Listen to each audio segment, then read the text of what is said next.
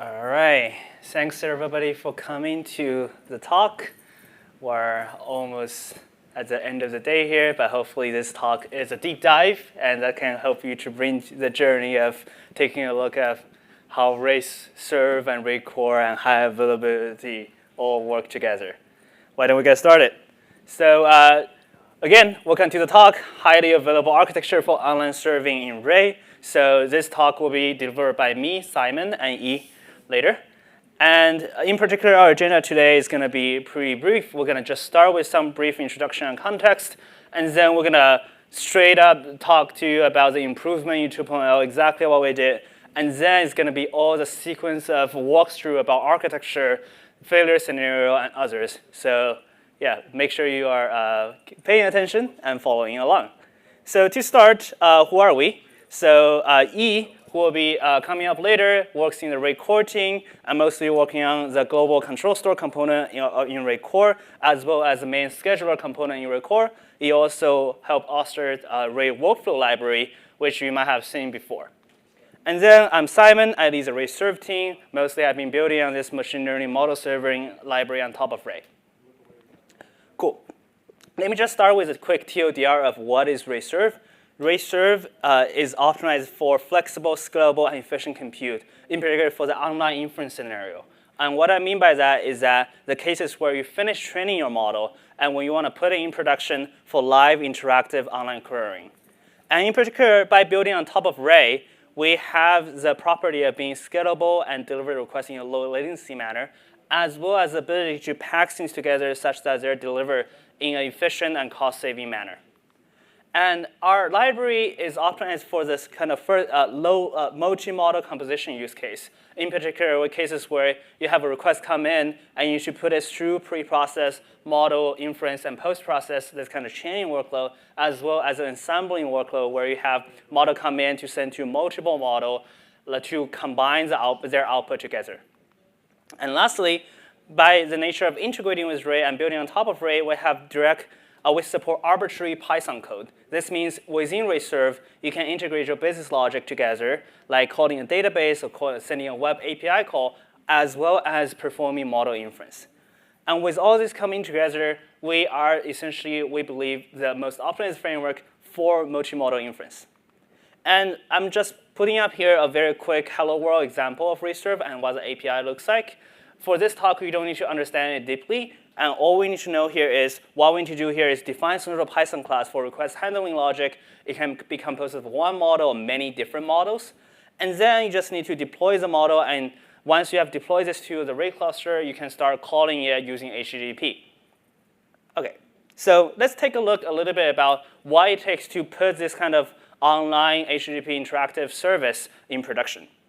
So of course, for any sort of serving scenario, we need to make sure that it has high throughput and delivers low latency, as well as make sure the system is observable such that you know what's going on at any given time.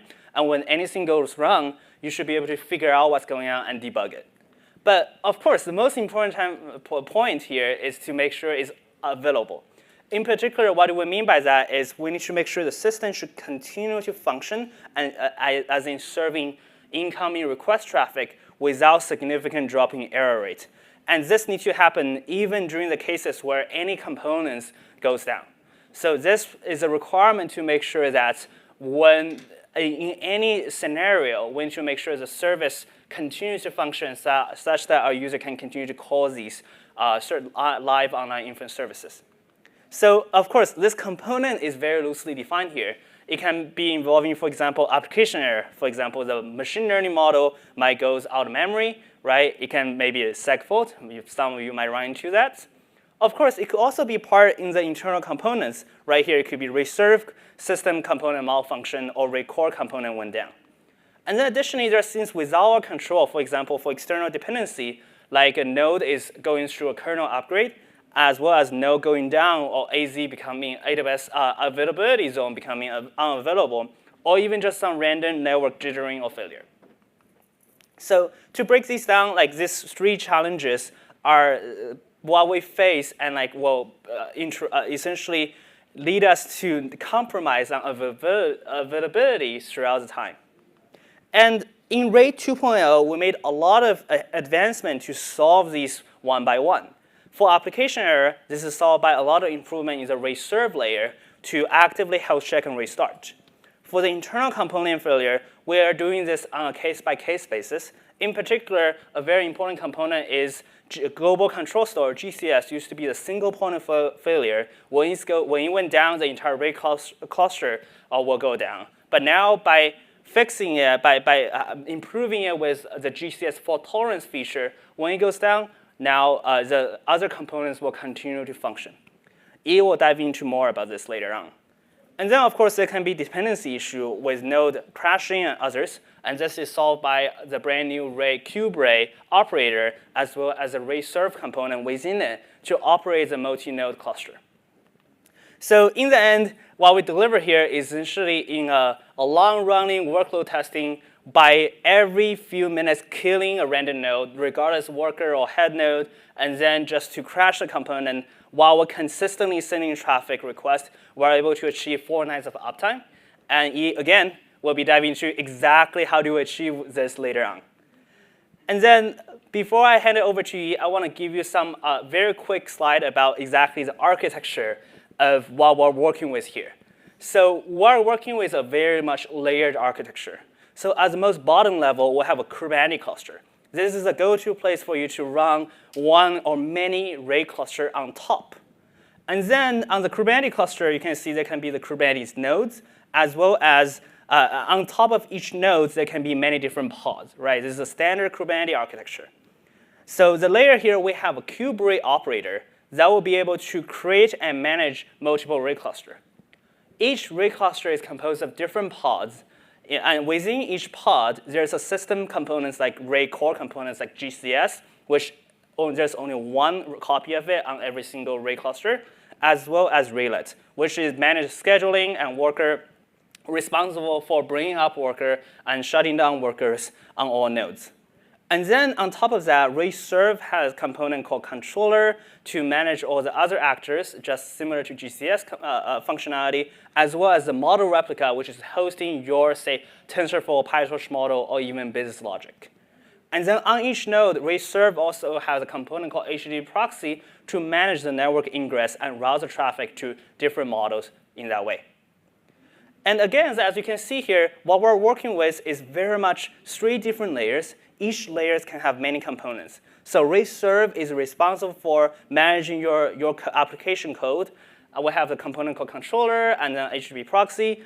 RAID core has a component called RAIDlet for scheduling and GCS for metadata management, as well as Kubernetes responsible for bringing up the node and managing different cluster. And the case here is basically any component here can go down at any time, and we want to make sure that our application is still healthy and available.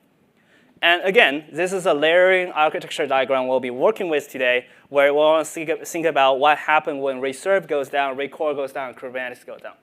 And at this point, I'll transition to E to take you through the journey of what happened when each component failed one by one. Right.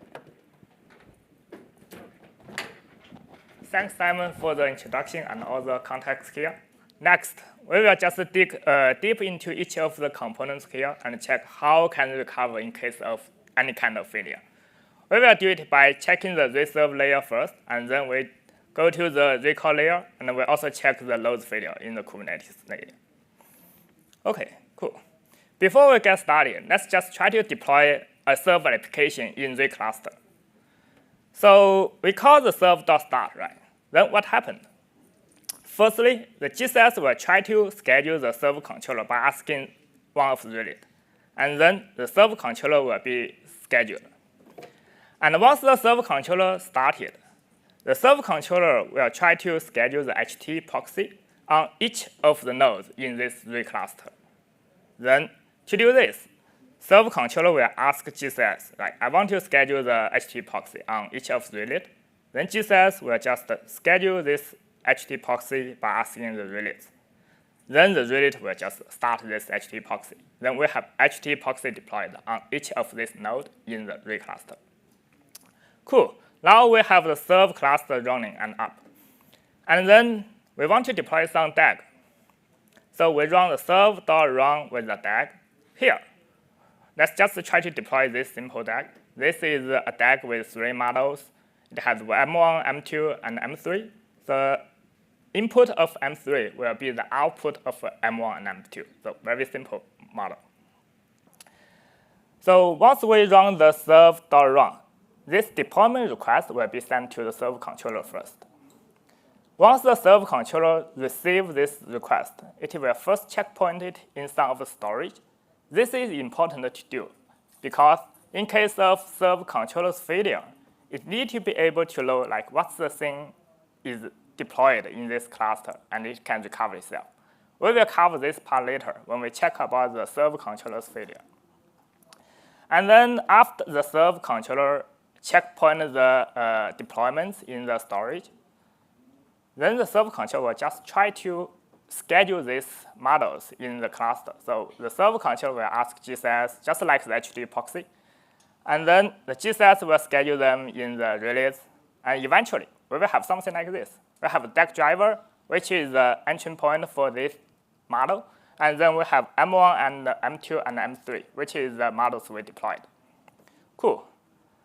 Now suppose now we have a request coming to the reserve. It will first go to the HTTP proxy, and then HTTP proxy will pick one DAG driver, and this DAG driver will execute this DAG. So it will just execute this DAG like this. It will send the input to model 1, model 2, and send the output of model 1, model 2 to model 3. So by the way, all of these are done in top of array. So data passing here is done by the object ref, so there is no copy. Then here, it means the DAG driver will use M1, M2, M3 to execute this DAG. OK, cool. Now we have a deployment like this. Next, let's just check the server failure cases, like check the failure in the server layer first. In the server layer, there are 3 kinds of failure. One is the application failure, like if there is some bug in the user code or the user's model just failed due to some reason, like the load failure or something. The other one is the controller failure, like server controller failure. And the last one will be the HTTP proxy. Let's just check them one by one. Let's first check the server application failure. Assume here M3 failed. Maybe there is a bug, and like the memory leak, eventually M3 got out of memory and it failed. What will happen? How can we recover the failure from this case? To recover any kind of failure, we first need to know there is a failure. To know that, server controller will send the health check to the DAG driver M1, M2, and M3. And then in case of any kind of failure, server controller will know that. And then once the server controller knows, OK, M3 failed, the server controller will try to schedule the M3, just like what we discussed at the beginning, like the server controller schedule the whole models. It will ask GCS, and the GCS asks read, and M3 will be scheduled in the read cluster. Then we have the M3 back. So this is how the server controller covers the application layer failure. OK, cool. Then how about the server controller? What if the server controller failed, right? Actually, to understand how server controller can recover, it's very important to know what server controller like in array. Because actually array will be the place which is responsible to recover the server controller. In array, server controller is implemented as a detached actor. A detached actor is the actor that will live until the array cluster being shut down or this actor being deleted explicitly by the user. For the detached actor, GCS will just check the health of this detached actor, like by doing the health check periodically, and then if this detached actor failed, GCS will just try to reschedule this detached actor in some relay. And then once it's scheduled in some relay, this server controller will be up. And as we mentioned at the beginning, the server controller first checkpoint the deployments in the storage, right? And then when the GCS restarts, it will read the deployment from the storage. And then it will try to recover it to the status before it failed. So this is how server controller got recovered. Very simple. Like GCS first do the health check, notice it failed because it's detached actor. GCS reschedule them in some relay. server controller restarts, load the data from the storage, and recover. Cool. Then the last component in the reserve layer is HTTP proxy. The same as the server controller. To understand how HTTP proxy recovered, we need to know how HTTP proxy is implemented on top of Ray. HTTP proxy is also a detached actor. But the different part is that for HTTP proxy, we want only one HTTP proxy on each of the nodes. That's the difference compared with the server controller. Okay, for the detached actor failure, as we mentioned for the server controller, the GCS first will detect, okay, this HTTP proxy failed, like by doing the health check periodically. And then the GCS will just send the scheduling of this HTTP proxy to the specific relate this HTTP proxy failed, because we only want one HTTP proxy on each of these nodes, right? Okay, cool. The HTTP proxy will be back. But there is something like different. I mean, here compared with server controller. Let's think about another case. What if the node this HTTP proxy was deployed just gone? It's possible, like for example, this node died, and then the HTTP proxy on that node also died. So when this happens, GCS will do the health check, as we mentioned, and then GCS will try to schedule it in some of the relate. But the relate this HTTP proxy was scheduled actually has gone. So we cannot schedule this HTTP proxy on other relates or other loads, because otherwise we will have two HTTP proxies there. This is not what we want. Right. In case of this, server controller will notice there is one HTTP proxy pending to be scheduled. It's pending because it cannot be scheduled by the GCS.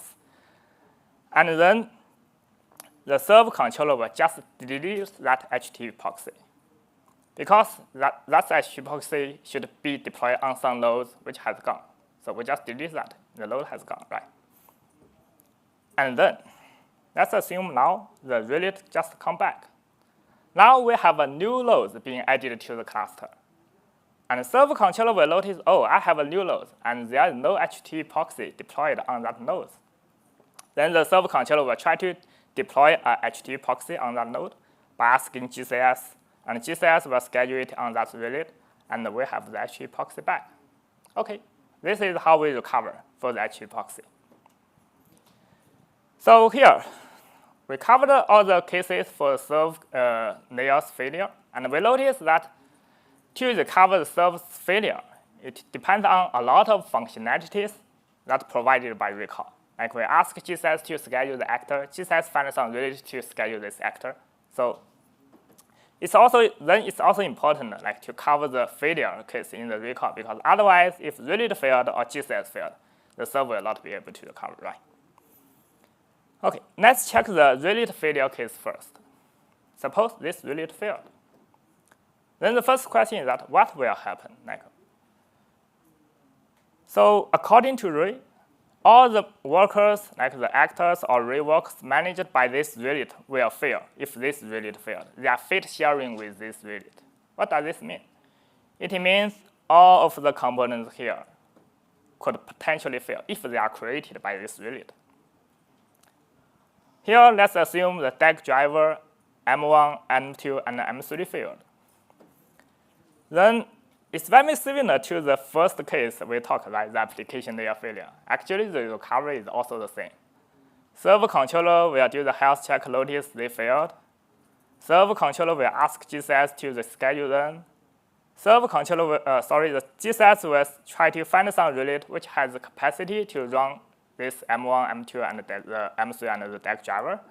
And once they've been rescheduled, they are back.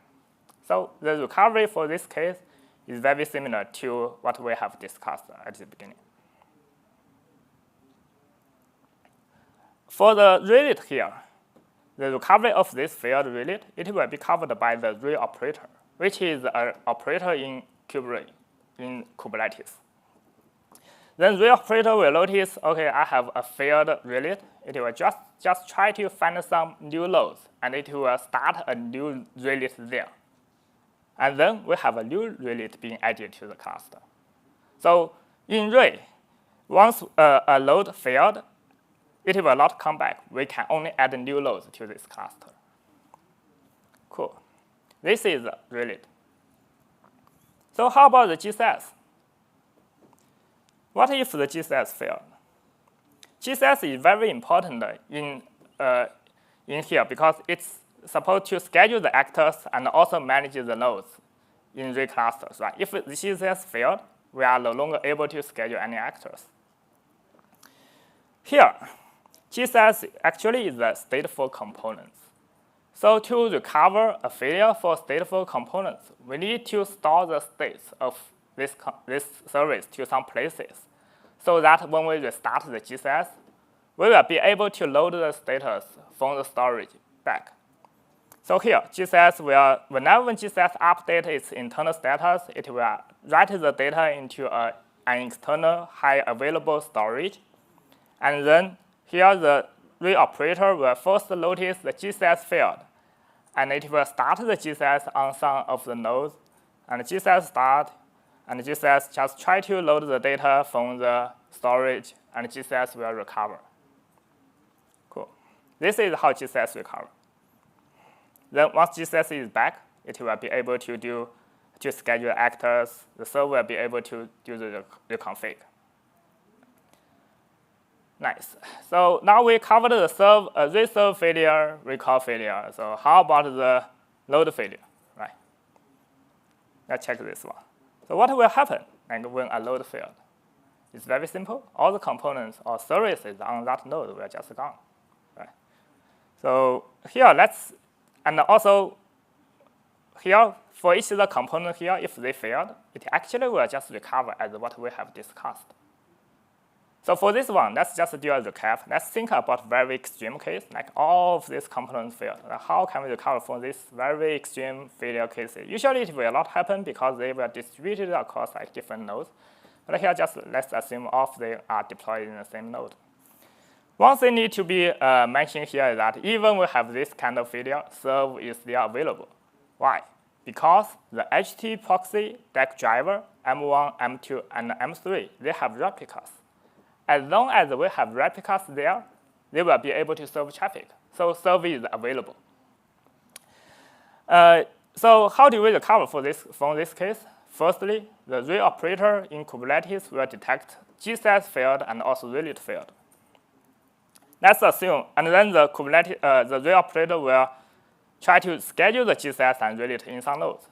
Let's assume here GCS come back first. GCS will start here, load the data from the storage, and then GCS is up. What's next? Right? GCS will just do the health check for the detected actors in this cluster, which is the HTTP proxy and the server controller. And it will notice they failed. GCS will try to reschedule them in some relay. And then server controller is back, but not the HTTP proxy. Why? Because the node this HTTP proxy lives died. There is no place for the GCS to schedule this HTTP proxy. GCS cannot find the failed relay. So then the server controller will do the health check for the components here. And it noticed, OK, DAC driver M1, M2, M3 failed, and also the HTTP proxy. And it will try to reschedule them by asking the GCS. This is the application layer failure recovery, and then GCS reschedule it in some relay, and then they are back. But how about the HTTP proxy?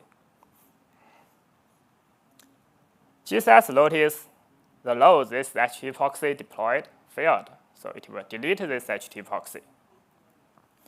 And then let's assume the relay eventually come back. Maybe just slow due to the Kubernetes scheduling, but eventually it come back. And then here, the server controller will notice there is one relay being added to the cluster. And for this relay, there is no HTTP proxy deployed there. And we want each node has one HTTP proxy. Right? So the server controller will ask the GCS to schedule this HTTP proxy to that relay.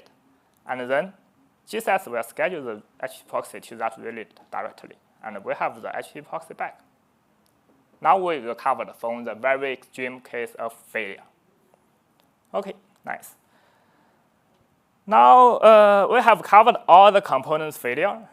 I think now it's very important for us to check what's available when the component fails. So first thing need to be mentioned here is that each of the component failure, it won't impact the serving, because as long as we have replicas, like server replicas and HTTP proxy replicas being there, the server is able to serve traffic. But two things also need to pay attention here is that when server controller failed or GCS failed, we are not able to do deployment or reconfig of the current deployment. Why?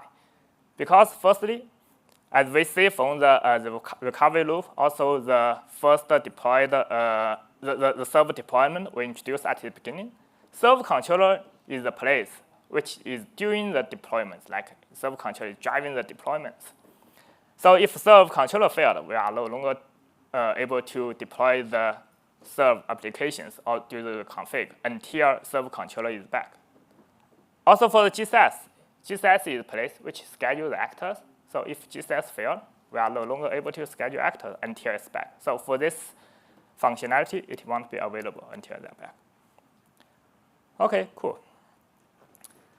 Now we have covered all the failure cases and how can they recover. Let's just check the chaos testing Simon mentioned at the beginning with more details here.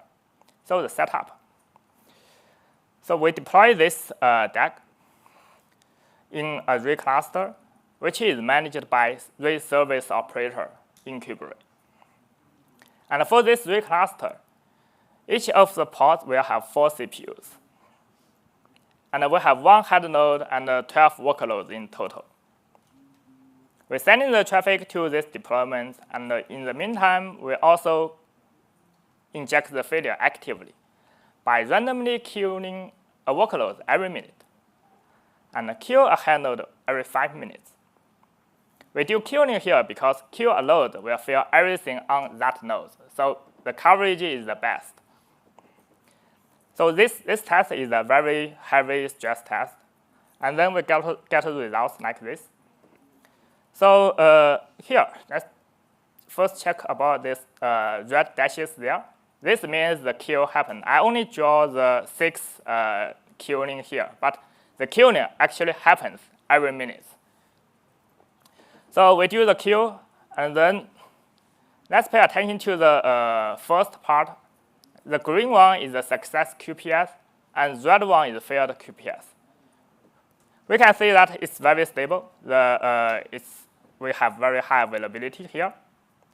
For the second part, the yellow one is the P99 latency, and the green one is the P50 latency. P50 is very stable, and for the P99, it's a little bit bumpy because in case of failure, serve need a wire to detect that. So for some requests, it will just run longer.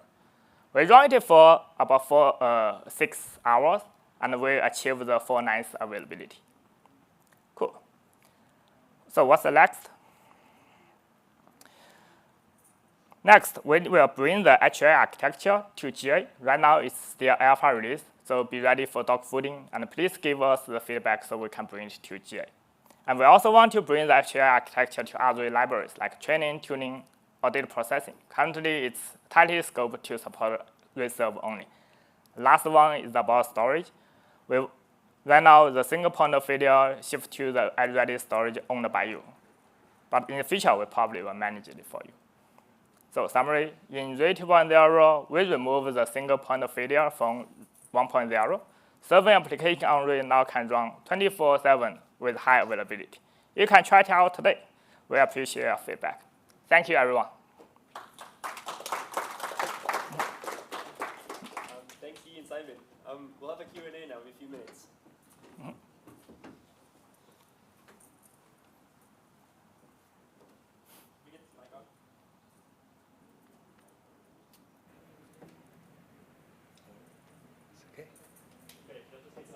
Oh, I can also repeat the question. It's fine. I want to understand what is the purpose of Raylet in the context of all of the other like architectural services, and how does the GCS know what services were created by the Raylet levels now? So the question is, what is the purpose of Raylet in the context of this architecture, as well as how does GCS know what services does Raylet created, right? Yeah. Okay. Yeah. When it goes down, is when it goes down. Yeah, sure. Yeah. So relate is the component in recall which manages the loads. So relate will be responsible to start the workers in this node, running the actors in this node. So you can think relate is something like scheduling the task in that node. And then in the context of serve, so serve the controllers and also the deployments, the M1, M2, M3 I mentioned, they are all actors. So relate will be the place which starts these actors.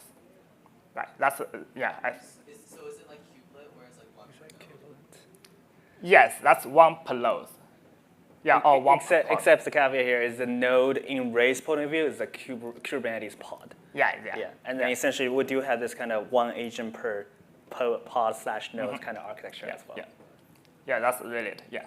And also for the GCS, like GCS have a storage there.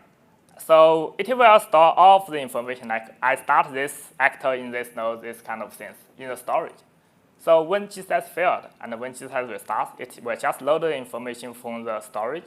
So that's how GCS knows what's the thing deployed in the Ray cluster. But in terms of Ray serve services, right? Ray serve services are just actors. So GCS loads this information by storing them in the storage and loading it back. Yeah. Any other question? Does the mic still work or? It worked. Oh, I think it's working. Here you go. Great, I don't have to yell. How do you find the availability of a DAG depends on its topology? For instance, if I have an ensemble where I have like 100 different models feeding into my post-processing function, I can imagine it's easier to cause a fault by killing, say, one of the models. Right. Yeah. So the availability in the end is measured by the end-to-end request success rate. So it doesn't really matter about the each individual intermediate components. And the way we help the availability right here is to perform retries at different level to make sure that any component here failed as part of the graph, serving graph. If any component failed, we're doing some retry in the upper layer to make sure that we can then do it. The only thing that will cause the sort of the 0.01 availability drop comes from like the cases where our retry process itself failed, basically. For example, like the end-to-end, like the HTTP TCP connection got killed. Like there's no way we can do about it. Okay, thank you. Do you find, like, from your work so far, do you find that HA Redis is, do you feel like that is like sort of the end of the roadmap as far as the storage engine for GCS state, or are there other things that you've considered or other storage engines that you might use in the future? Yeah, sure. So right now, Ray only support GCS as the backend for the persistent data, but we plan to make it extendable so that in the future, not only GCS, we probably can have other kind of service there. Yeah, we use GCS right now because historically, Ray run with GCS, right? And so for the first step, it's much easier for us just to reuse the GCS. But in the future, we'll make it extensible. And then in the end, we'll have a very nice APIs defined so that you can just bring your own storage and then implement that API there, or just like we will have some plugins so that you can just run with other storages. Yeah. In the end, any key value store will work. Yes. Yeah. All right, that's all the time we have for questions. Let's thank Yi and Simon. Thank you. Thanks, everyone.